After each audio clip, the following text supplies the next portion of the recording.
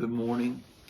Glad you're joining us today, and I hope you've been around some of the meetings we've had in the last few days with Brother Sam Gipp, Evangelist Sam Gipp. Been preaching 50 plus years, and what a blessing he's been to us, and a lot of fun, a lot of laughter, and it's been real good. I wanted to, tonight, of course, our Wednesday night service, Brother Gipp will be speaking for the last time, and then we'll be back to a normal routine. 2 Sundays ago, I was speaking with my wife in North Carolina, and we weren't co-pastoring. She was doing a ladies' conference, and Friday and Saturday, and then I spoke at the church on Sunday.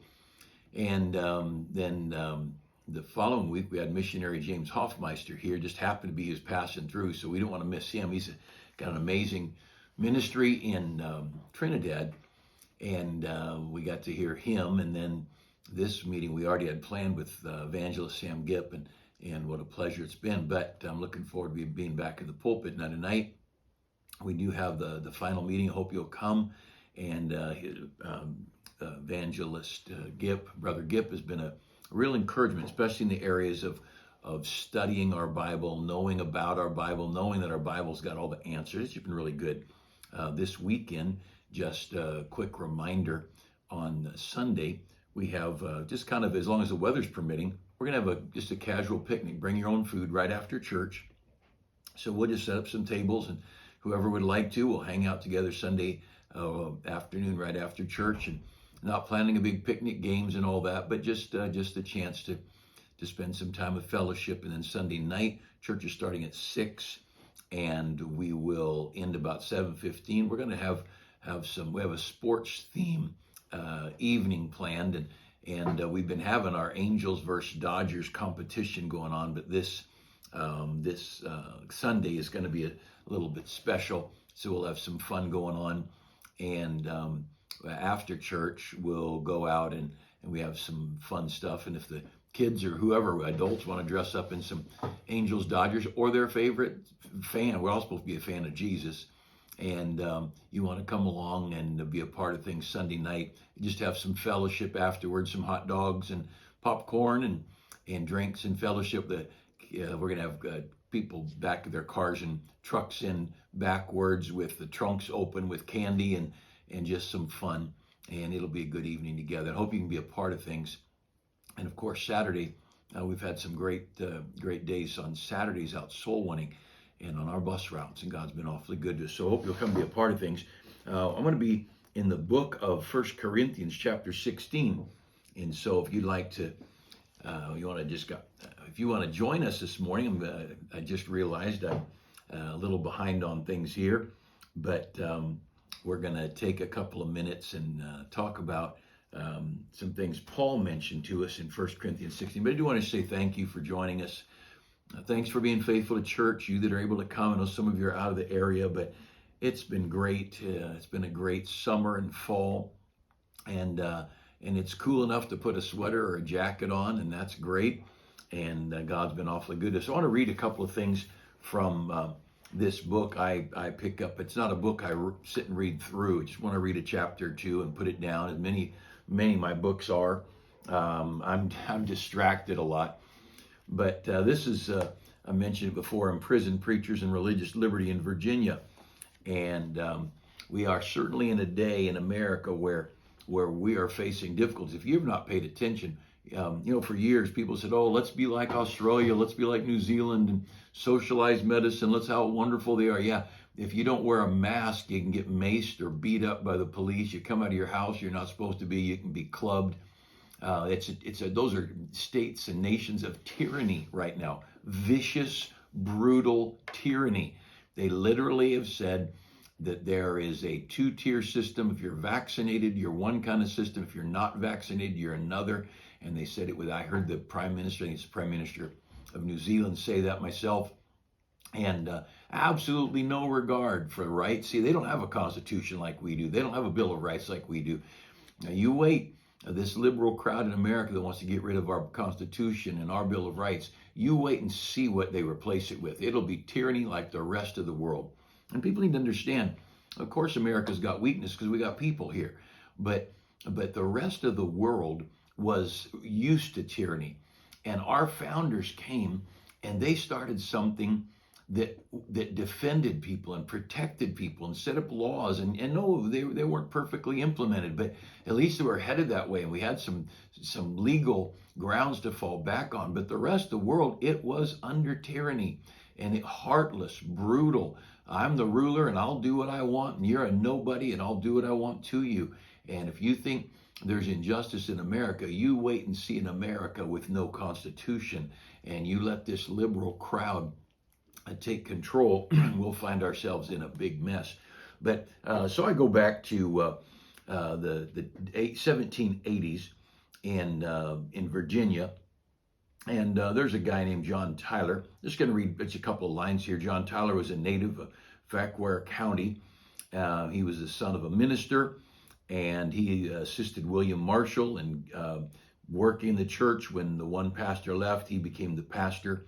And this is around 1785.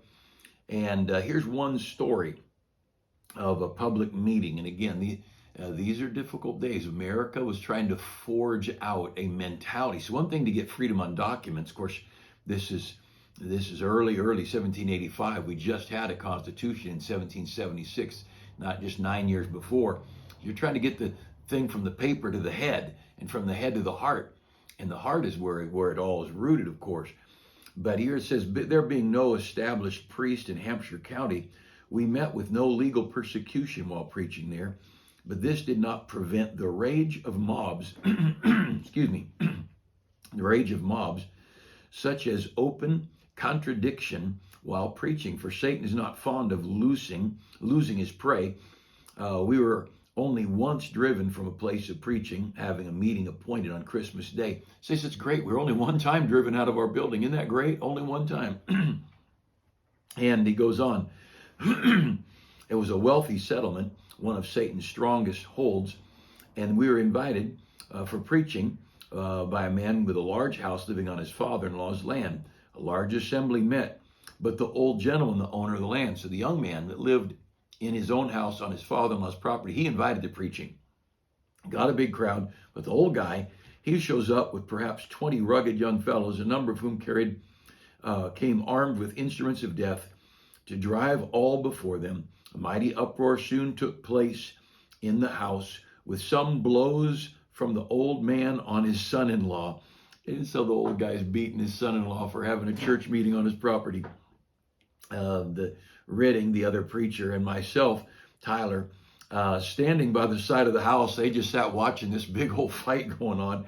We concluded to retire, for a deep snow had fallen, and we could not go into the woods. But a few people were present of the religious caste. After our departure, they turned the meeting into a great Christmas frolic, so that Satan, the strong man, kept his palace and goods in peace in this place as yet, but became much frustrated afterwards. And he just tells more of the story.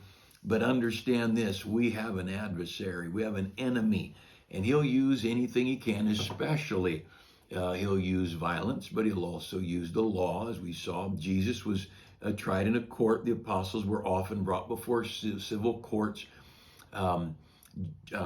Daniel was just brought before a monarch, a king. Jeremiah was judged by the crowds as well as the king, and just different groups of people.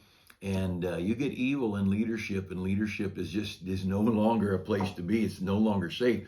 But I want you to notice in 1 Corinthians 16 a passage, and again the thought of being encouraged by trials, especially trials of persecution.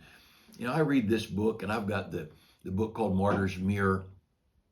I don't know how many pages, 1,000 pages, and stories of famous people, Bible-believing people who were tortured and suffered greatly for their faith. And I read those books, and they encourage me. And you know what? None of us think this trial I'm going through, I need to go through it with a joyful spirit. I need to go through it trusting God, because somebody down the road is going to be looking back at me. We don't think about it, but we are. We read about missionaries, and we're encouraged by the Hudson Taylors and David Livingstons and David Brainards and Isaac McCoys, and people who did the unusual and pushed beyond the push beyond the normal limits. Rosalind and Jonathan Goforth in China, and the great things, not just the husband, but these wives did. Amazing, amazing people. Adoniram Judson. And we read these stories, and often stories of suffering, and those stories encourage us to stand for God. And none of us are so arrogant to think, well, I'm going through this trial. I'll tell you, people down the road, they're going to be blessed by my life. And none of us feel that way. I don't know any of us that go through a trial thinking, oh, God, use me to be a great encouragement and a blessing to some saint down the road. No, we're all just busy crying because we're hurting. But you know what? God does have a plan, and he does use us, and we are at war. And look there at 1 Corinthians 16. So I want to go through my trials in a way that my children will be encouraged, my friends will be encouraged, and that others will stand up to the devil and to evil and say, I want to keep doing right whatever you throw at me. And I've watched some fights.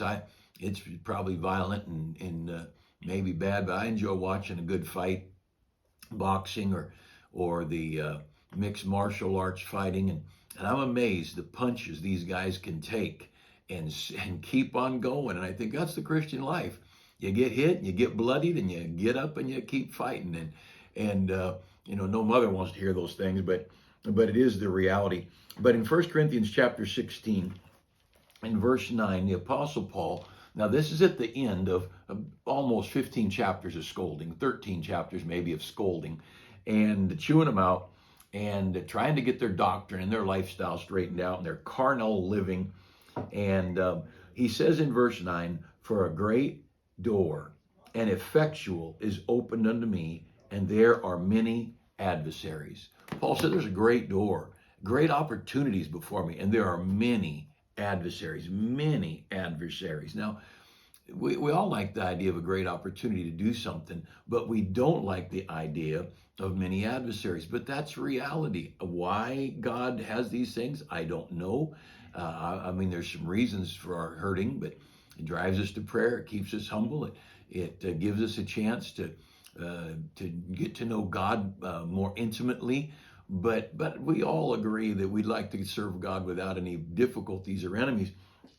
But he goes down and he says there's many adversaries. And then he says in verse 13, watch ye, stand fast in the faith, quit ye like men, and be strong. He said, I want you to step up. I want you to man up. I want you to be strong. Yes, there's some adversaries, and yes, there's problems, but now you man up and you do what's right. Look over to, let's see, 1 Corinthians chapter 15. Just go back a page. 1 Corinthians 15:32. If after the manner of men I have fought with beasts at Ephesus, what advantage is it for me if the dead rise not? Paul was in the Colosseums, and he fought with lions. Now you think a guy's serving God and living for God, you think God wouldn't let him in an arena with a bunch of vicious lions, but God knows best. And you go over to Acts chapter 19, and there's another great story, Acts chapter 19.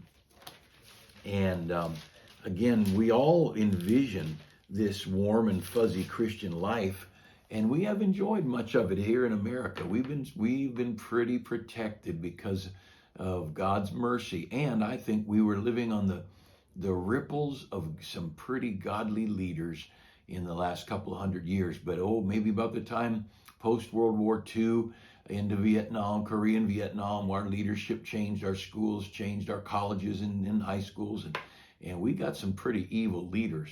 And when the leaders go bad, there's some trouble coming in the country, and our country's in a mess, but it doesn't bother me. I'm excited about it. I would love to have freedom born again. I'd love to have revival of godliness and preaching of the gospel in this country, but I understand this. If it doesn't happen, I'm going to just go on for God by his grace. And so if you look there at 1 Corinthians Acts chapter 19 and verse 9, but when divers were hardened and believed not, but spake evil of that way before the multitude. Stop for a minute. You get doing right, and there's people going to talk evil about you. Talk evil about your church, about your soul winning, your bus ministry, whatever it might be. Paul's out here doing the right thing, and people start speaking evil of him. he departed from them and separated the disciples, disputing daily in the school of one Tyrannus. So he's out. He would go to these Bible colleges, per se, or these Jewish schools, and he would debate. In verse 10, and this continued by the space of 2 years, so that all they which dwelt in Asia heard the word of the Lord Jesus, both Jews and Greeks. Now, Apollos had been doing much of the preaching in here, and Paul as well. But understand this, because there is opposition, you don't curl up in a ball and quit, and you don't throw in the towel and give up. You fight on. You fight on. You just press on in the Christian life. And the Apostle Paul and Jesus and so many of these people we read about, their testimony is so wonderful of just go on, just keep going for God. And if enough people hated me, I guess I just go to another town and start a church. But why not just stay here and fight here? Same devils in the next town as in this town. And we've got such a wonderful bunch of people. I love our church and so thankful for them. And it's just a great thing to know the people of God. And we're kind of in this Christian life together, and we're in the battle together over in 2 Corinthians chapter 1, verse 8. 2 Corinthians 1:8. For we would not, brethren, that you should be ignorant of our trouble which came to us in Asia, when we were pressed out of measure, above strength, insomuch that we despaired even of life. Now there's some days, Paul wrote, rejoice in the Lord always, but there's some days he despaired even of life. And I'm not sure where Paul put those two together, but there were some hard days. Some days I was pressed out of measure. I didn't know if I could take any more. I just didn't know if we could go on. In verse 10, talking about God who delivered us from so great a death, and doth deliver, in whom we trust he will yet deliver.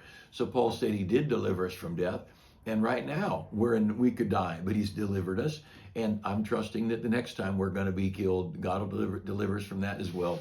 And this, of course, we're at war. Of course, there's lying and deceit and corruption. And could I just say, I know you're watching this on YouTube or listening on some kind of social media podcast or something.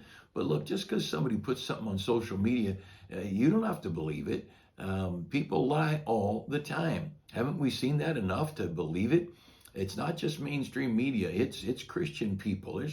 Talk about lying and deceitfulness everywhere. Judas was a corrupt man that sold out Jesus himself. And so, of course, there's going to be evil out there. Let me show you one more in Philippians chapter 3. Galatians, Ephesians, Philippians. And in Philippians chapter 3, and there's so much scripture like this.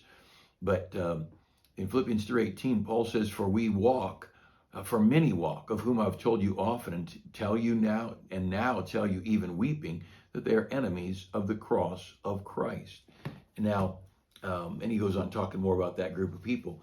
So there are people who appeared to be a part of the church, appeared to be a part of the people traveling, maybe preaching some or whatever it might be, and their real them came out, and he says that they're the enemies of the cross of Christ.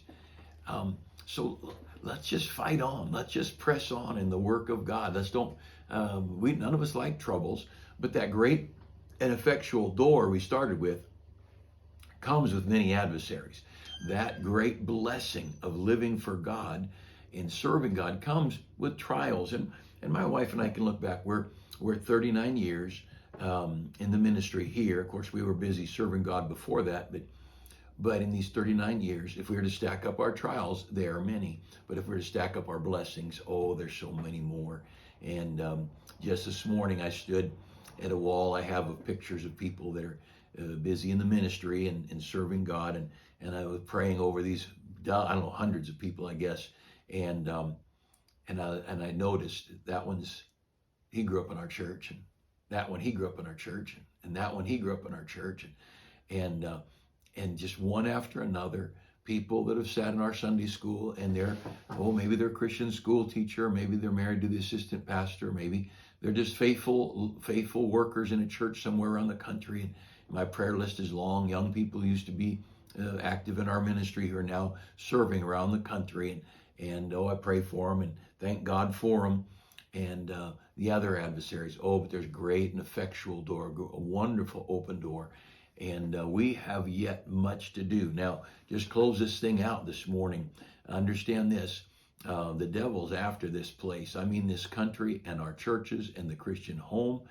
And who'd have thought that he'd use a virus, he'd use a bug, a cold or something. And obviously it's more than a cold, but who'd have thought he'd use that? But don't you let the devil keep you from God, from walking with God, from Bible and prayer, from giving, from passing out tracts and witnessing, and get into church if there's any way you can get there, and be a part of your church if however they're running it in your area.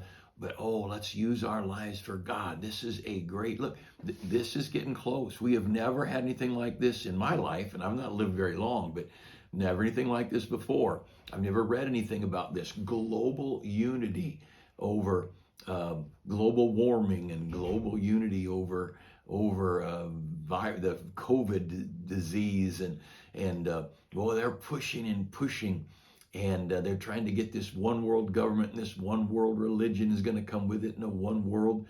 And there's going to be there are people in political leadership today. They would have concentration camps for people who don't get a vaccine if they could do it. If they could get away with it, they would. In some countries, they're probably on their way. But you just wait and see what evil could do. And I don't want to be a part of it. I don't want you to have to face it. But I know this, we're on the winning side. And Jesus is going to come again and whoop the fire out of them. And we're going to be walking on golden streets and picking fruit off the tree in the garden there in the middle of the city, and a river of life coming out from the throne of God. We're sitting in wonderful, wonderful place, and it's a great day that we're heading toward. So you keep your eyes looking up. We're going to see him, and let's be faithful to him. Have a great day. Thanks for joining us today.